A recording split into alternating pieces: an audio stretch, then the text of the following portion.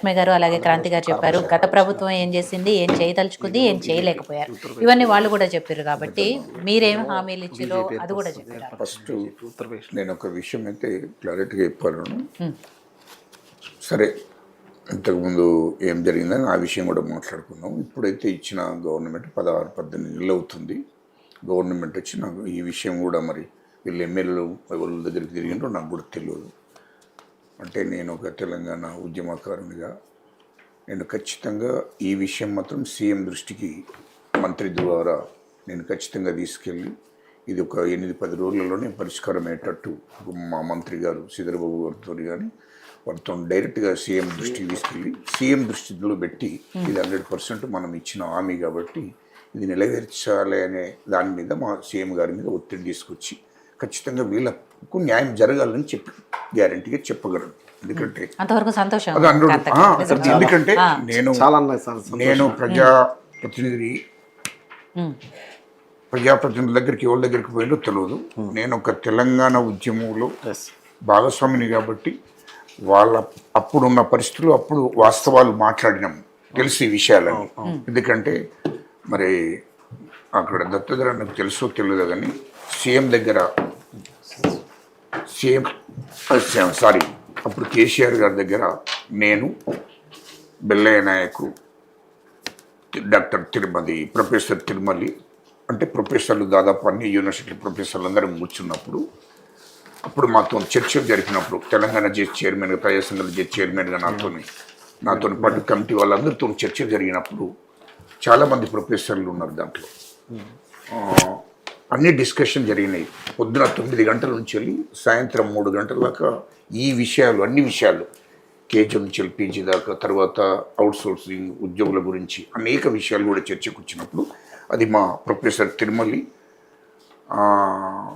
సింహాద్రి గారు తర్వాత ప్రొఫెసర్లందరూ కూడా ఇదే పేపర్లు మొత్తం ఏమేమి ఉన్నాయో ఇవన్నీ చేయాలనుకున్నప్పుడే మనం అందరం కలుద్దాం, లేదు అంటే వద్దు, ఎవరి దారి వాళ్ళు, మీ పన్ను మా పన్ను మేమని అప్పటికే మొదలు కండిషన్ పెట్టాను. నేను వాస్తవానికి కండిషన్ పెడితే విద్యార్థుల్లో ఒక దిక్కు, తర్వాత ఎస్సీ ఎస్టీ బీసీల సంగతి ఏంది, తర్వాత కేజీ నుంచి పీజీ ఇవన్నీ చర్చలు వచ్చినాయి. తర్వాత అందరూ ప్రభుత్వంలో భాగస్వామ్యం అవుతారు. తర్వాత ఉద్యోగుల పరిస్థితి, అవుట్సోర్సింగ్ దీని గురించి డిస్కషన్ చేశాము. మాట్లాడినప్పుడు 100% మనకు తెలంగాణ వచ్చిన తర్వాతనే కాంతం తిరుమలి గారు మీరందరూ కూడా గుర్తుపెట్టుకోండి, తెలంగాణ వచ్చిన తర్వాత ఇప్పుడు ఉద్యమాలు చేసే వాళ్ళందరూ కూడా ప్రభుత్వంలో భాగస్వామ్యం అవుతారు. మనం అందరం కలిసి చర్చించుకొని ఇంటికో ఉద్యోగం ఇచ్చే బాధ్యత మనం తీసుకుందాం. మీరెందుకు వేరు మాట్లాడతారు, నా మీద ఎందుకు పెడతారు అని అన్నాడు. ఇదే సబ్జెక్టు. అంటే దత్తోదర నాకు తెలుసో తెలియదు, ఇది మీకు అంటే ఇది నేను ఆయనతో మాట్లాడిన విషయం చెప్తున్నాను, నేను వేరే ఇష్యూ కాదు. అయితే మేము చర్చ పెట్టినప్పుడు నేను దీంట్లో మాట్లాడబోతుంటే ప్రొఫెసర్లు అందరూ కూడా దీని మీద కాంతం గారు నువ్వు ఇప్పటిదాకా మీరు రాజకీయాలు ఉద్యమాలు ఇవన్నీ మాట్లాడండి, కానీ మేము పెట్టే ప్రపోజల్ కూడా మీరు వినాలి అని చెప్పి కూడా ముందట పెడితే పొద్దున 9 గంటలకు బ్రేక్ఫాస్ట్ చేసి కూర్చున్నామంటే సాయంత్రం 3 అయింది. ఇవన్నిటి మీద పూర్తిగా ఆయన హామీ ఇవ్వడం జరిగింది. ఎందుకంటే మేమంతా ఉద్యమాలలో పనిచేస్తున్నాం, జేసీ చైర్మన్గా విద్యార్థి సంఘాలుగా వాళ్ళు ఇదంతా రకరకాలుగా ఉన్నావు. కానీ పొలిటికల్ పార్టీ ఎవరిది? టీఆర్ఎస్ పార్టీ తప్ప.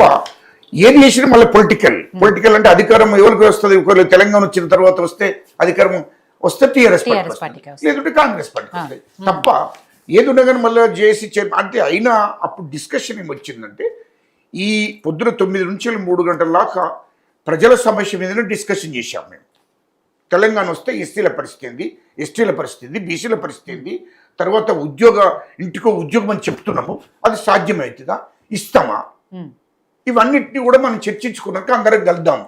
అప్పటిదాకా మేము ఎవరి దారి వాళ్ళు, తెలంగాణ రావాల్సిందే కానీ ఎవరి దారి వాళ్ళు అని చెప్పి అప్పటికి మేము డిస్కషన్ చేసాం.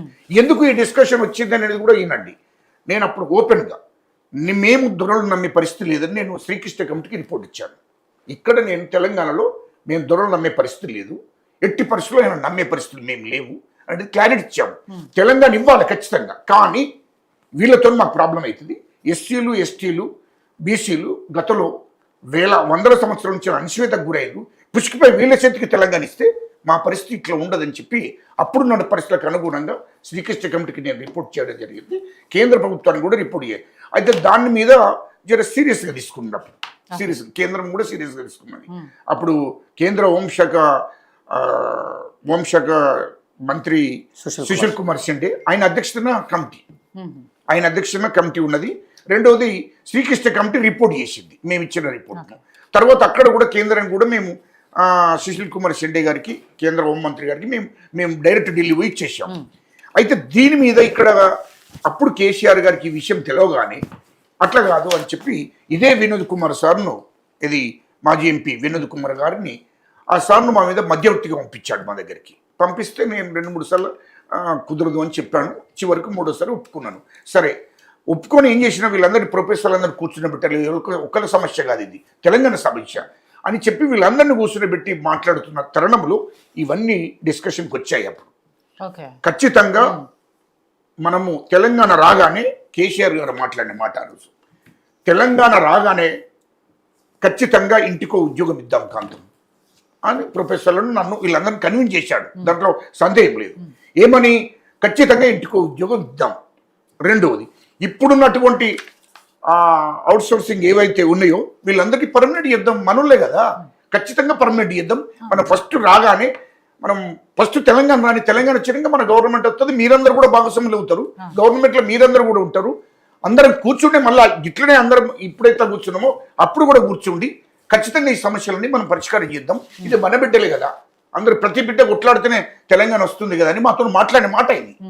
ఖచ్చితంగా అందరు బిడ్డలు తెలంగాణ ఉద్యమం చేస్తున్నారు, వాళ్ళ కష్టంతో అందరికి కష్టపడుతూనే కదా ఈ తెలంగాణ వచ్చాడు. కాబట్టి అందరికీ న్యాయం చేద్దాం. కేజీ నుంచి పీజీ దాకా ఉచిత విద్య అందిద్దాం. ఖచ్చితంగా ఇంటికో ఉద్యోగం ఇచ్చి ఏర్పాటు చేద్దాం. ప్రతి ఇంటికి పోతే నా బిడ్డ ఉద్యోగం చేస్తున్నారు, అది అటెండరా, వాళ్ళ స్థాయిని బట్టి టీచరా లేకుంటే ఏదే గ్రూప్ 1 గ్రూప్ 2 ఏదో వాళ్ళ స్థాయిని బట్టి ఉద్యోగం అయితే కంపల్సరీ ఉంటుందని చెప్పడం జరిగింది. రెండవది, ఇది అవుట్సోర్సింగ్ అనేది ఖచ్చితంగా పర్మనెంట్ చేద్దామని చెప్పాడు. ఆ రోజు మేము మాట్లాడాము ఇవన్నిటి గురించి. వెంటనే గవర్నమెంట్ రాగానే మనం తెలంగాణ వచ్చినాక మన గవర్నమెంట్ వస్తుంది, ఖచ్చితంగా వచ్చినాక ఖచ్చితంగా వీటిని పర్మనెంట్ చేద్దామని చెప్పాడు. అంటే ఇవన్నిటి మీద కూడా క్లుప్తంగా డిస్కషన్ చేసాం ఆ రోజు మేము అన్నిటి మీద. తర్వాత ఎస్సీల పరిస్థితి గురించి కూడా మాట్లాడడం జరిగింది, ఎస్టీల పరిస్థితి గురించి కూడా మాట్లాడడం జరిగింది, బీసీల పరిస్థితి గురించి కూడా మాట్లాడడం జరిగింది. అందులో మాట్లాడితే లేదు కాంతం ఖచ్చితంగా దళితుని ముఖ్యమంత్రి చేద్దాం గవర్నమెంట్ రాగానే, ఇంకా నేనే ఉంటాను సలహాదారు, నేను సలహాదారునిగా ఉంటా, మీరందరూ భాగస్వాములు ఉంటారు అనే విషయం కూడా వచ్చింది. అంటే సరే ముఖ్యమంత్రి ఎవరు అనేది నేను దాని మీద డిస్కషన్ చేయలేదు, ఆయన నోట్ అన్న మాట నేను విన్నాను తప్ప మేము డిస్కషన్ చేయలేదు. తర్వాత ఇవన్నిటి మీద కూడా డిస్కషన్ జరిగింది అన్నాడు. ఈ రకరకాలుగా అన్నిటి మీద సబ్జెక్టు మీద ప్రతి దాని మీద డిస్కషన్ చేస్తే అన్నిటికీ ఒకే అని ఒప్పుకున్నాడు. ఉద్యోగ విషయాలు కానీ, నిధుల విషయం కానీ, ఎస్సీ కార్పొరేషన్కి ఎంత ఇవ్వాలి, బీసీ కార్పొరేషన్కి ఎంత ఇవ్వాలి, ఈ సబ్ ప్లాన్ కమిటీని కూడా కొనసాగిద్దామని చెప్పాడు. తర్వాత తెలంగాణ వచ్చిన తర్వాత, రాష్ట్రం ఏర్పడిన తర్వాత ఇక భాగస్వాములు దేవుడు భగవంతుడు ఎవడు భాగస్వాములు తెలంగాణ ఉద్యమకారులు ఎవరిని భాగస్వాములు చేసినది అసలు ఇక దగ్గరికి రానిచ్చాడు కాదు, అసలు ఆ గేట్ దగ్గర కూడా పోయే పరిస్థితులు లేకుండా పోయింది తెలంగాణ ఉద్యమకారులు. సరే తెలంగాణ ఉద్యమకారులను రానివ్వలేదు, ఓకే రైట్. మరి మీరు అన్న మాట చేసినవా? తెలంగాణ వచ్చిన తర్వాత కేజీ నుంచి పీజీ అన్నారు, ఉచిత విద్య అన్నావు, ఉచిత విద్య అన్నావు, అది సాధ్యమైందా? అది సాధ్యం కాలేదు. పోనీ దళితుని ముఖ్యమంత్రి చేస్తున్నావు, సాధ్యమైందా? పోనీ అది పోనీ, అది నువ్వన్నమాటనే, మేమన్నది కాదు. నువ్వు దళితుని ముఖ్యమంత్రి చేయమని దళితులు అడగలేదు, తర్వాత డిస్కషన్లు కూడా మేము అనలేదు, ఆయన నోట్ అన్నమాటని.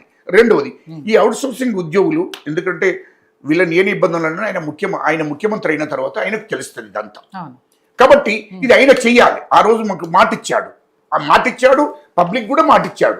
మాకు సొంత మాట ఇవ్వడం కాదు, పబ్లిక్ కూడా ఆయన ప్రతి దాంట్లో చెప్పడం జరిగింది. మీరు చెప్పిన దాని ప్రకారం ఒక ఎక్సర్సైజ్ కూడా జరిగింది. ఇది ఖచ్చితంగా మేము అంటే వీళ్ళు లేరు, మేము కేసీఆర్ తోని ముఖంగా ఇది ముందే జరిగింది మాకు ఈ డిస్కషన్ అంతా. ఇప్పుడు వీళ్ళు పెట్టారు, కానీ ఆ రోజు ఇవన్నీ ప్రపోజల్ పాపం మా ప్రొఫెసర్లు అందరూ కూడా ముందట పెట్టి మేము కూడా దాని మీద చర్చ జరిగింది. ఒక గంట కాదు, 2 గంటలు కాదు, 3 దాకా జరిగింది మాకు, 9 నుంచి. ఇదంతా జరిగినప్పుడు ఇవన్నిటి మీద ఆయన ఒప్పుకోవడం జరిగింది. మరి ఆ తర్వాత నిధులు అనేది ఎస్సీ కార్పొరేషన్ నీరు గారిపోయింది, బీసీ కార్పొరేషన్ నీరు గారిపోయింది. నిధులు అనేది సబ్ ప్లాన్ కూడా కంటిన్యూ చేద్దాం, దానికి అవసరం అనుకుంటే 10 నుంచి ప్రతి సంవత్సరం 10 నుంచి 20,000 కోట్లు నేను బడ్జెట్లో పెడతాను అని చెప్పాడు. అది కూడా పోయింది. అంటే ఇవన్నీ కూడా కార్పొరేషన్, ఎస్సీ కార్పొరేషన్ లేదు, బీసీ కార్పొరేషన్, ఎస్టీ కార్పొరేషన్ అసలు నిధులు లేకుండా పోయినాయి, వీళ్ళకు నిధులే ఇవ్వలేదు. అంటే తర్వాత ఈ ఉద్యోగుల సంగతి వచ్చే వరకు ఇప్పుడు చెప్తున్నా దత్తాత్రేయన్న, ఈ ప్రతి రెగ్యులర్ ఉద్యోగునికి కూడా 15 తారీఖు 12 తారీఖు జీతాలు, 15 తారీఖు 18 తారీఖు వరకు వీళ్ళకి జీతాలు.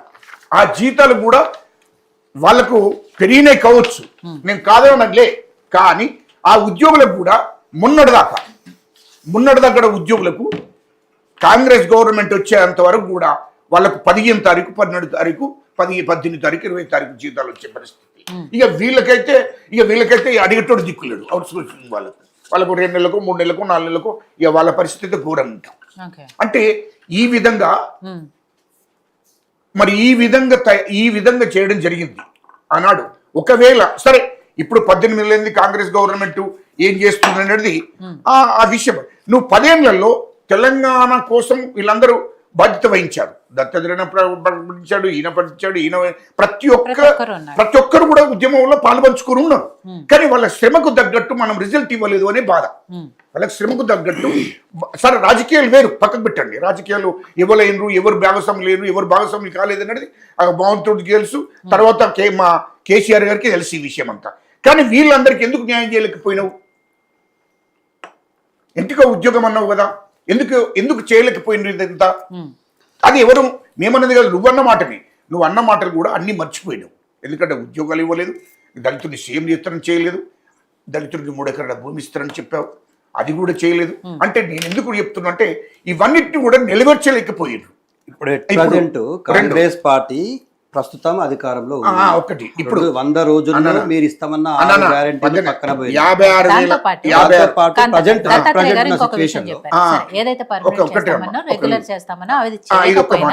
జీవన ప్రమాణాలు అయితే మెరుగుపరచాము, జీతాలు అయితే పెంచాము. ఈ విషయం ఒక్క మాట, ఇప్పుడు 56,000 ఉద్యోగాలు ఇప్పటికీ ఇవ్వడం జరిగిందమ్మా. ఇది రికార్డు, నేను చెప్పేది కాదు. 18 నెలల్లో 56,000 ఉద్యోగాలు ఇవ్వడం జరిగింది. రెండవది ఇక్కడ అన్నాడు ఇప్పుడు ఇంతకుముందు, ఏది ఇక్కడ అయిపోలేదు, మహిళలకు ఉచిత బస్సు అంటే మహిళలకు ఫ్రీ బస్ అన్నం అది అమలు జరిగింది. 200 యూనిట్ల కరెంట్ అన్నం అది అమలు జరుగుతుంది కంటిన్యూ. రెండవది 500కు సిలిండర్ అని చెప్పాము, అది ఖచ్చితంగా ఇస్తున్నాం. సన్న బియ్యం అని చెప్పాము, సన్న బియ్యం ఇస్తున్నాం. ఏది నిరుపేదలందరికీ కూడా, అది తెలంగాణ రాష్ట్రం నిరుపేదలకు. ఈ రోజున్న డిస్కషన్ లో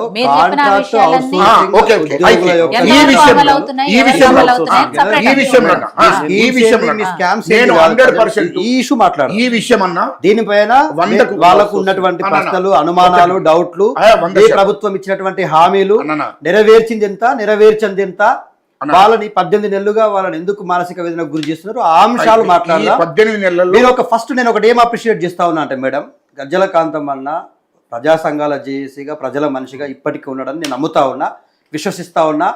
ఫస్ట్ ఒక బిగినింగ్ ఆఫ్ ద డిబేట్ లోనే ఒక లైనింగ్ చెప్పిండు, ఒక కోట్ చెప్పి ఏమన్నాడు, ముఖ్యమంత్రి గారి దగ్గరికి నేను వీళ్ళని తీసుకుపోతాను, వారం 10 రోజుల్లో తీసుకుపోతున్నాడు కదా. రియల్లీ ఐ అప్రిషియేట్ యూ అన్న. ఎందుకంటే వాళ్ళు ఇందిరా పార్క్ వద్ద కూర్చొని ధర్నాలు చేస్తున్న వాళ్ళందరూ కూడా మన ఎస్సీ ఎస్టీ బీసీ మైనారిటీ వర్గాలే, చాలా తక్కువ శాతం అగ్రవర్ణాలు ఉంటారు. నేను నీకు రిక్వెస్ట్ చేసేది ఏంటంటే, వీళ్ళ ప్రతినిధిగా ముఖ్యమంత్రి గారి దగ్గర నీకున్న సాన్నిధ్యాన్ని బట్టి, నేను పార్టీ బీఆర్ఎస్ అయినా కూడా వాళ్ళ తరపున ఎందుకు మాట్లాడుతున్నా అంటే, వాళ్ళ మానసిక వేదన మామూలు మానసిక వేదన కాదు, వాళ్ళ జీవన మరణ సమస్య. ఒక్కొక్కరి కుటుంబాలను చూస్తుంటే మనం చాలా బాధపడవలసి వస్తుంది. చిన్న అన్న వాళ్ళ సమస్యలు ఏం లేవు, వాళ్ళకు 9 డిమాండ్లు పెట్టుకున్నారు. ఫస్ట్ డిమాండ్ వాళ్ళ మానసిక వేదన మీకు 10 ఏళ్లలో అర్థం కాదు, 18 నెలల్లో ఎందుకు అర్థమవుతుంది? మీరు అడుగుతున్న ప్రతి దానికి నా దగ్గర ఐ హావ్ ఎ